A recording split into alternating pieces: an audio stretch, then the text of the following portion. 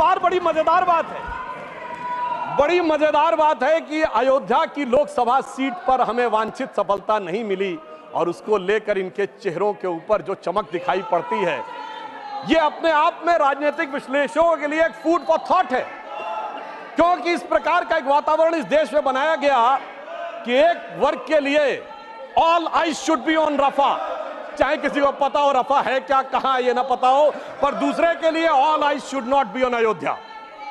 परंतु मैं ये भी बताना चाहता हूं सभापति महोदय, ये लोग समझ नहीं पाए।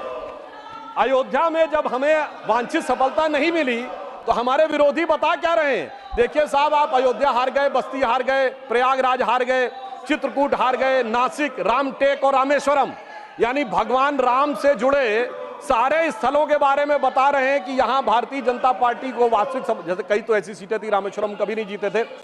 परंतु महोदय मैं कह रहा हूं, ये समझ नहीं पाए प्रभु की लीला क्या है। जो लोग ये कहते थे कि राम हुए नहीं, इसका सबूत दो, वो उत्तर से दक्षिण तक राम से जुड़े स्थानों का सबूत दे रहे हैं कि अयोध्या भी राम से जुड़ी थी, बस्ती भी जुड़ी थी, प्रयागराज भी था, रामटेक भी था, रामेश्वरम भी था।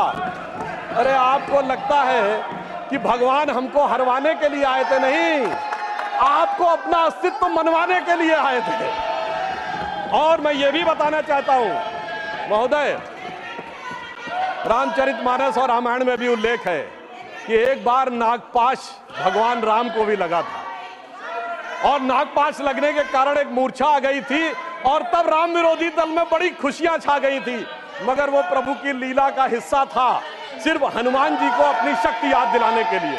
और ऐसा पहली बार नहीं हो रहा है, ऐसा पहली बार नहीं हो रहा है सभापति महोदय। आज से 30 साल पहले मुझे याद है उत्तर प्रदेश में जब समाजवादी पार्टी और कांग्रेस सबने मिलकर सरकार बनाई थी, सपा बसपा और कांग्रेस आई ने मिलकर, तब एक नारा लगा था कि मिले मुलायम काशीराम, हवा में उड़ गए जय श्री राम। मगर हम तब भी नहीं डिगे थे और जो हवा में उड़ाने की बात कर रहे थे, 3 साल में हमने केंद्र में सरकार बना के दिखा दी थी और उत्तर प्रदेश में भी सरकार बनी थी। अरे अब तो इतना अंतर आया है, तब आप हवा में उड़ाने की बात कर रहे हैं, अब आप एक एक स्थान को बता रहे हैं। आप निश्चित रहिए, जिसे एक हम लोग जो प्रसिद्ध भजन सुनते थे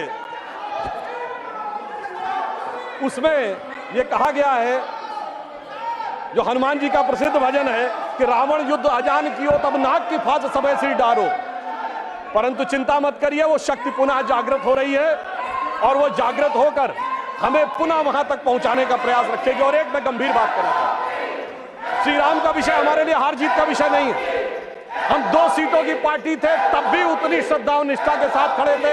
हम 86 सीट पे भी वैसे ही खड़े थे, 120 पे वैसे ही खड़े थे, 182 पे वैसे ही खड़े थे, 282 पे वैसे ही खड़े थे, 303 पर वैसे ही खड़े और 240 पर भी वैसे ही खड़े हुए हैं। आपके लिए चुनावी हार जीत का विषय होगा, हमारे लिए चुनावी हार जीत का विषय नहीं है। परंतु हमें लगता है कि भारतीय समाज में भी कुछ लोगों के मन में अभी भी इसको लेकर हो सकता हमारी तपस्या में कोई कमी रही हो।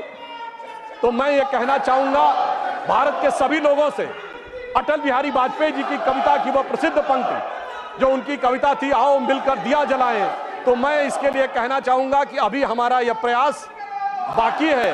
तो एक पंक्ति उनकी मैं कोट करना चाहता हूं जो आज की परिस्थितियों में बहुत समीचीन लगती है कि आहुति बाकी यज्ञ अधूरा, आहुति बाकी यज्ञ अधूरा, अपनों के विघ्नों ने घेरा, अंतिम जय का वज्र बनाने नवदधीच हड्डियां गलाएं, आओ मिलकर दिया जलाएं।